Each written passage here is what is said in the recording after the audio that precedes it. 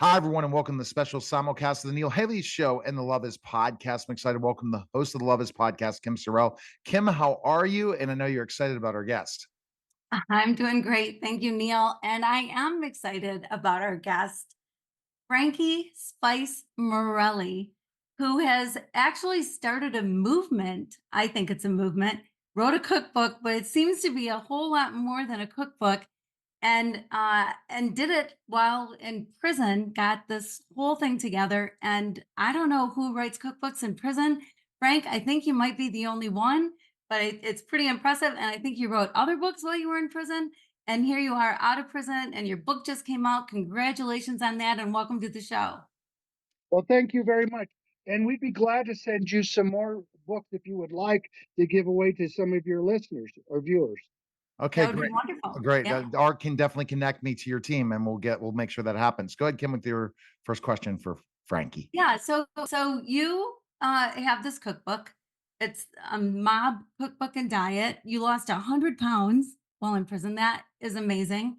And cooking helped you with protection. Is that right? Yes, I became friends with people such as Nicky Scarfo Jr.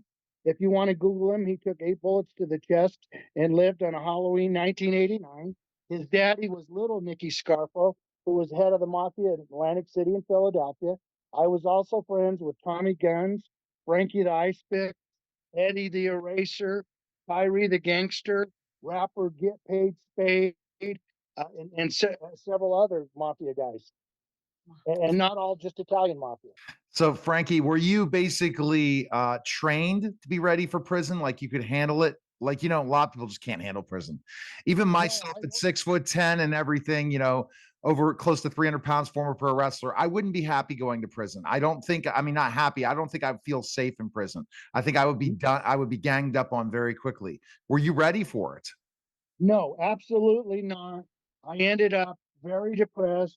I had to see a psychologist and a psychiatrist. They put me on Ramrod. And then and there, I decided I needed to change my life. So I started, working out, exercising, and writing books. And then they put me as a suicide companion on the psych ward to help the really nutty people, even nuttier than me. But anyway, so that's how it came about. But nobody is ready for prison. Okay. There would be 6 guys beating up 2 guys. I was lucky at the time. I was old, fat, and ugly because guys were doing things to other guys. If you were a good-looking guy, that I don't want to say on the air, but it was really rough. The things that would happen, you know, Yeah. I can't even. Wow. What I find really interesting, Frankie, is that you went to this maximum security prison. You went for longer than a lot of people are sentenced for your crime, and it was a white collar crime. And I thought maybe you'd go with Martha Stewart or a place like that. Well, I should have. In fact, Nicky Scarfo Jr. Come up to me and said, "You must have really pissed somebody off." His exact words verbatim.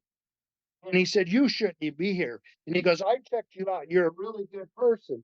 And the sad part of it is, I actually had 130 people write me letters that are good things I'd done for people in life. And when I finally did get sentenced, 3 of the families of people that I helped save lives while I was a suicide companion showed up and vouched for me on my behalf. But unfortunately, I got a hanging judge that was considered the worst judges. So he put a guy 30 years for tax evasion. Oh, man. It all depends on the attorney, the prosecution too, Frankie. As if you watch shows, it's the true life. Like you watch Billions. I'm a big fan of Billions, and the same thing happens. People end up going to jail that really shouldn't go to jail, and they go for a long time. Yeah, well, the United States has the highest rate of incarceration of any place in the world. Russia, China, and India, which are far more populous countries than the United States, have less people than the United States in prison. We have 25% of all the people incarcerated in the world. So it's a big business, to be honest with you. Okay. Wow. Yeah. No kidding. No kidding. So while you're there, you got through your depression, you got help with that, then you're helping other people, which I find very admirable. And then you're working out, you lose the weight, and you decide to write a cookbook, and it's but also about dieting, but it's great Italian food that's in the cookbook. How does that work together? Okay. Well, a lot of Mediterranean foods are good for you, like the soups, the salads, olives, and stuff like that are all good for your heart and everything. Okay. And then I have other foods like spaghetti and stuff like that, but you eat them in moderation. And we even have desserts to eat on your cheat day because even The Rock, he might eat protein 6 days a week, but on the seventh day, he might eat three pizzas. So you can't sustain a really good diet unless you get a cheat once in a while. So, Frankie, yes, the cookbook, and that is all great, and everything is good, but it seems to be about more than just a cookbook. There's stories in the book, there's good things in the book beyond the recipes. And then you started this really, it's a movement, right? Mercy and optimism beyond borders seems to be, Yes. yeah, go ahead, talk about that. Yeah, well, basically, everybody deserves a second chance in life, including those of us who have fallen. And everybody has an addiction, whether it's chocolate, gambling, drugs, alcohol, or whatever. Um, and basically, there's three components of turning your life around. One, and first and foremost, is positive thinking. Okay, without positive thinking, you can't become successful. Then diet and exercise. And I helped a lot of people when I was on the suicide floor or the psych ward by setting an example myself. I would work out harder on the elliptical than anybody else. So then I would get other people motivated. Then I would listen because my dad was a guidance counselor. So I would listen to them and help them get over their problems. Some of them were really, really messed up, and a lot of them had been abused as kids. Okay. So they had horrific lives, and I helped them. Then in my book, I have stories of hope and inspiration. One of the young ladies that's featured in my book was diagnosed with autism at 3 years old. Yet she's competed in the Miss America pageant. She's been on the marquee at Times Square, sang twice at Madison Square Garden, been featured in a movie. So no matter what you have thrown at you in life, you can overcome your problems. The other two people that are in my book, they both also they were abused as kids beyond what I can say on the air. Okay, and they ended up getting hooked on meth. They ended up in prison. The one young lady had a baby. Instead of having an abortion, she gave it up for adoption. And basically, she got out of prison. She became friends with her biological daughter. She went to school, graduated summa cum laude. She turned her life around. Now she has her own insurance agency, which is really hard to get licensed when you had that kind of a background. And her husband was also abused as a kid. Now he's a top salesman for a huge Ford dealership in Boise, Idaho. And he was the mentor in the residential drug and alcohol program in prison. And I became friends with him and I kind of mentored them. And I'm still talk to them about every single day. In fact, I sent them to Las Vegas on their honeymoon because they'd never been on a plane. Wow. Great inspiration. And Kim has an inspirational love question. Kim, go ahead and ask that question.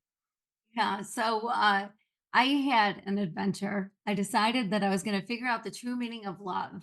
And so I took this 2,000-year-old poem that you've heard, I'm sure: love is patient, love is kind, does not envy, does not boast, etc. And I focused on one word a month to figure it out. And what I found out about love just was so different than what I've ever been taught about love. And so I'm curious, in a prison situation, and having to deal with a judge that really was unfair, that you know in your heart was unfair, and all this stuff that you've had to deal with in life, where does love play a role, or does love play a role in any of that? Yeah, love does play a role because if you don't have love, you're not going to survive. And I had love for my family and my friends, and I wanted to see them again. my wife just passed away December 15th. We'd been married 43 years, and I wanted, excuse me, we'd been married 35, but together 43. We dated for 8 years before we got married, but we were together 43 years.